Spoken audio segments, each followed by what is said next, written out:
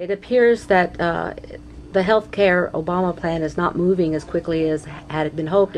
The question I have for you is, one of the options that they said had promise was including the private sector. How would that affect GE? Well, we expect that the private sector is going to have to play a role in whatever the outcome is, because obviously they're talking about everything from nationalized health care to every version in between that and what we have today. And I suspect under any circumstance that the private sector is going to play a big role. We don't advocate a national or one-payer system. We would like to protect the part of the system today that causes companies like ours to support their employees and their employee health care costs. We think we can do it in a very responsible way, and we have some ideas about how to do it in an even more responsible way. And we also understand that there has to be a solution in the United States for the 50 million people that live here today that don't have access to affordable health care and have to go to an emergency room for basic treatment. So that problem has to be solved, and we want to make sure that the good aspects of today's system are protected. What happens with GE being so big, so diverse and internationally in business in so many different areas? How does the public look at GE and say, gosh, they're just a little too close to the government? Mm-hmm. Well, look, in today's world and in tomorrow's world, certainly with all the stimulus that's being contemplated, not just in the United States, but in many other companies, governments are going to want to have a say in A, how this money gets spent, and B, what the ultimate impact is, and where they're taking direct action with respect to a company, as you've seen in the United States over the past number of months. They're going to stand up and be counted. There's no question about that, and that's the world that we're going to be living in. I think we have a role to play in terms of being an honest broker. I mean, the fact that we're involved in so many activities, I think that we can present a set of facts to government leaders that allow for the right decisions to be made. And I'll use our energy business as an example. I think our healthcare business is also an example. Because we're involved in so many of the different technologies, we can be a little bit agnostic about what choice is made, whether you're talking about the difference between wind power and solar power and nuclear power. We're involved in all of those. So if somebody wants to look at the factual side in terms of deciding where to make an investment or where to put stimulus funds, we can help with that. Same thing with healthcare, because we are involved in many forms of, we have an extensive array of diagnostic imaging and clinical systems. We've got healthcare IT, and we have life sciences and the biological side.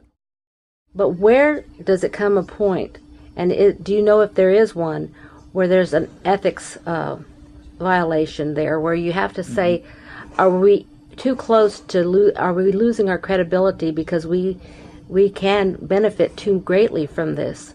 I know you're a resource because of your success, and we have to build alliances and integrate globally, but how do you handle that, the ethics part? Well, look, we're also taxpayers, so we as individuals, we pay taxes. We don't want to see the government squander its money to us or to anybody else. I think it's also, the fact that we're a global citizen and have to deal with literally over 100 governments. We're a citizen of the United States, we're also a citizen of the world. And so I think that inevitably creates a bit of a balance. And so we do want to be objective. We know that if the money that the government's spending on stimulus, for example, is not spent wisely and not given to companies who can provide the equipment, the technology, and the services to create a better tomorrow and to stimulate the economy. We want to do two things, right? Then we're all going to be living in a place that's not quite as good 5 or 10 years from now as it should be, right? We're going to be leaving an enormous debt burden on our children and our children's children. So I can tell you, from our perspective, we have no interest in doing that. So our job, if you think about stimulus, is to create the capabilities that will ensure that the money's wisely spent. One piece of stimulus that's been identified is for Amtrak. Between $1 and $2 billion to help Amtrak maybe think differently about its railroad operations, the type of locomotives that it runs. We're working with them to help determine what technologies they should invest in, and all of the investment might not be in our technology. We understand that.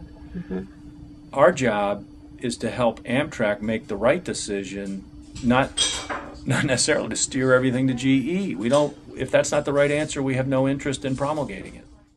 How do you reassure not only your shareholders but the consumers of GE products, that you are an American company and not just an international one?